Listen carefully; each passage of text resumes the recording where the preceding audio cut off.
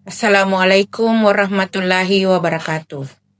Perkenalkan, saya Umrati dari Universitas Islam As'adiyah, peserta PKDP Universitas Islam Negeri Alauddin Makassar tahun 2025 kelas A1 dengan nomor urut 18.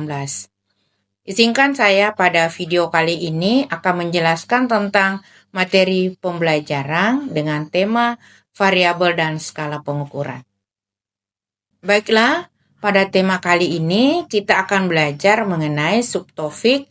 Yang pertama yakni pengertian dari variabel, yang kedua adalah jenis-jenis variabel, dan yang ketiga adalah jenis-jenis skala pengukuran. Baiklah, yang pertama, apa sih yang dimaksud dengan variabel? Dalam statistika sebenarnya istilah ini tidak asing bagi kalian. Mungkin para mahasiswa pernah ada yang membaca skripsi, tesis, disertasi, ataupun penelitian. Nah, di situ akan ada istilah variabel. Sebenarnya, apa sih yang dimaksud dengan variabel dalam statistika itu?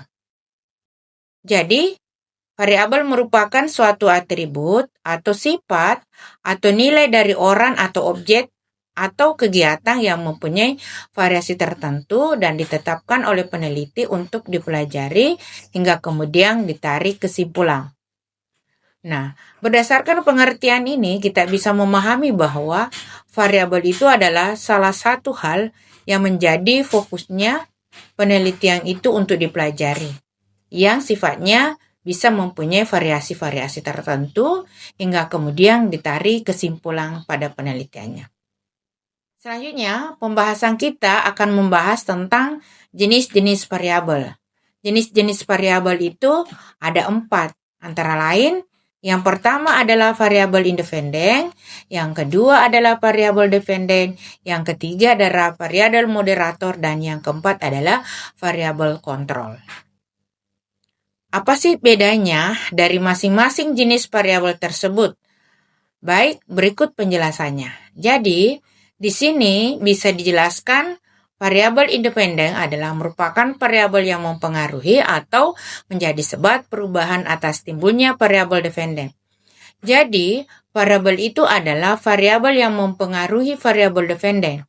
Yang selanjutnya, variabel dependen adalah variabel yang dipengaruhi atau menjadi akibat dikarenakan adanya variabel independen. Jadi, biasanya dalam penelitian, variabel dependen itu adalah variabel yang utama untuk diukur.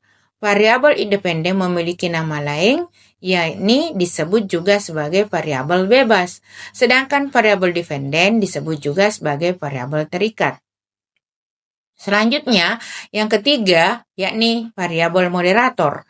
Variabel moderator adalah variabel yang memperkuat atau memperlemah hubungan antara variabel independen dan dependen. Jadi, variabel moderator ini merupakan variabel yang berada di antara independen dan dependen, atau biasa dikenal dengan istilah variabel moderator. Ini adalah orang ketiga dalam variabel independen dan dependen. Sementara yang keempat yaitu variabel kontrol. Ya, variabel kontrol adalah variabel yang dikendalikan atau dibuat konstan secara sengaja sehingga variabel independen dan dependen tidak dipengaruhi oleh faktor lain. Nah, seperti contohnya, salah satu judul pada sebuah penelitian dengan judul Pengaruh Metode Pembelajaran Berbasis Masalah atau Problem-Based Learning terhadap prestasi belajar siswa ditinjau dari pengetahuan awal santri di pesantren.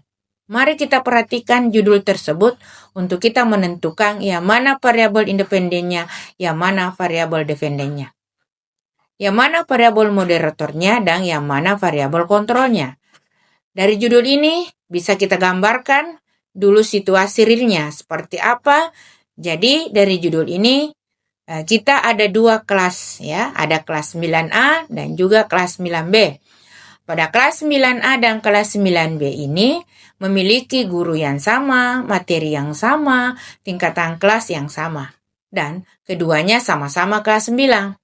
Nah, Bedanya di kelas 9A itu ketika pembelajaran berlangsung, guru menggunakan metode Problem Basic Learning atau PBL atau pembelajaran berbasis masalah.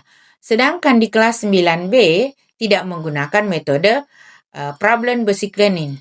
Kemudian, dua kelas tersebut diberi tes pengetahuan awal yang sama dan pengetahuan awal itu menguji sejauh mana pemahaman siswa tentang materi tersebut setelah diuji siswanya diberikan pelajaran tentang materi itu. Saat pembelajaran berlangsung, kelas 9A tidak diberikan problem basic learning. Kemudian di akhir pembelajaran dilakukan tes prestasi belajar.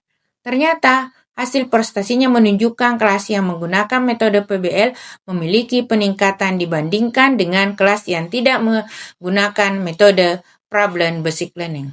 Seperti inilah gambaran dari judul ini.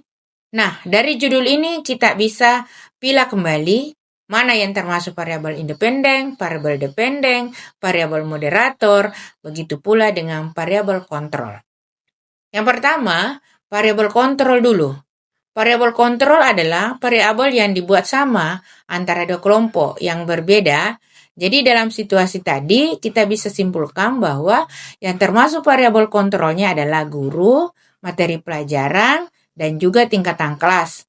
Dikarenakan ketiganya ini dibuat sama sehingga pengaruhnya terhadap prestasi belajar itu benar-benar bisa dilihat.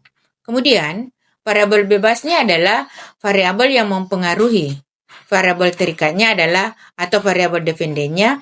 Jadi di sini bisa kita simpulkan apa yang mempengaruhi dari judul itu. Nah, kita juga sudah tahu ya.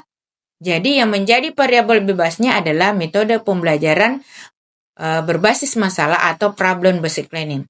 Atau variabel independennya adalah metode PBL. Sedangkan variabel terikatnya adalah prestasi belajar atau variabel dependennya adalah prestasi belajar. Problem basic learning menjadi sebab adanya prestasi tadi. Independennya adalah PBL, dependennya adalah prestasi belajar. Sebaliknya, variabel kontrolnya adalah guru, materi, dan juga tingkatan kelas. Nah, ada satu lagi variabel yang belum kita bahas di sini, yaitu tentang pengetahuan awal. Nah, pengetahuan awal itu masuk ke dalam variabel apa? Ayo, ada yang bisa bantu Ibu untuk menjelaskannya? Ya, oke, baik. Jadi, kita bisa tinjau lagi ketika pengetahuan awalnya tinggi, maka prestasi belajarnya juga akan tinggi. Ketika pengetahuan awalnya biasa-biasa saja, maka prestasi belajarnya juga akan biasa-biasa saja. Nah, jadi di sini tes pengetahuan awal ini yang menjadi orang ketiga antara metode PBL dan juga prestasi belajar. Jadi, pengetahuan awal itu termasuk pada variabel apa yo? Variabel moderator. Oke, baik. Pintar. Baik, saya ulangi lagi. Metode PBL adalah variabel independennya, prestasi belajar adalah variabel independennya, pengetahuan awal adalah variabel moderator, sedangkan guru, materi, dan juga tingkat kelas termasuk ke dalam variabel kontrol. Ya, selanjutnya kita pindah pada pembahasan berikutnya yaitu skala pengukuran. Nah, kalau pengukuran dalam statistik terdiri dari 4 hal. Yang pertama adalah nominal, yang kedua ordinal, yang ketiga interval, dan yang keempat adalah rasio. Data nominal yaitu data pengelompokan objek ke dalam 2 kategori. Ordinal adalah mengurutkan objek dari tingkatan rendah ke tingkat atau sebaliknya. Interval memiliki jarak nilai antara satu dengan yang lainnya dan tidak memiliki nol mutlak. Sementara rasio memiliki jarak nilai antara satu dengan lainnya sama dan memiliki nol. Skala pengukuran nominal merupakan kategori dari masing-masing data setara atau tidak ada tingkatan serta tidak dapat dilakukan operasi matematika. Contohnya jenis kelamin, pekerjaan, dan jenis ternak. Kedua adalah data ordinal. Ini adalah data yang kategori dan masing-masing data setara tidak ada tingkatan serta tidak dapat dilakukan operasi matematika. Contoh, pendidikan konsumen, misalnya ranking 1, ranking 2, dan 3. Kemudian yang ketiga adalah data interval. Data interval memiliki jarak nilai antara yang satu dan yang lainnya. Dan yang lainnya sama dengan atau tidak. Contohnya, temperatur, suhu, dan penilaian.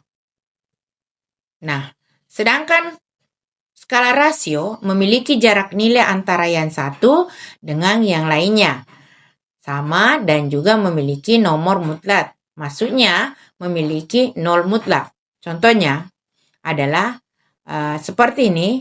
Di prestasi belajar misalnya, ada salah seorang mahasiswa ketika mengerjakan soal-soal atau dalam proses pembelajaran, dia mendapatkan nilai 0. Nah, ketika dia mendapatkan nilai 0, maka nilai 0 ini tidak akan berarti bahwa mahasiswa itu tadi belum paham sama sekali terkait materi pembelajarannya pada hari itu. Nah, jadi nolnya itu berarti bahwa mahasiswanya belum paham. Nah, itu yang dimaksud memiliki nol mutlak. Saya kira seperti itulah penjelasan kita pada materi variabel dan skala pengkurang. Saya kira terima kasih atas perhatiannya semua. Jika ada yang belum dipahami, silahkan menulis di kolom komentar atau boleh juga bertanya di kolom komentar. Oke, terima kasih. Wabillahi taufiq wal hidayah. Wassalamualaikum warahmatullahi wabarakatuh.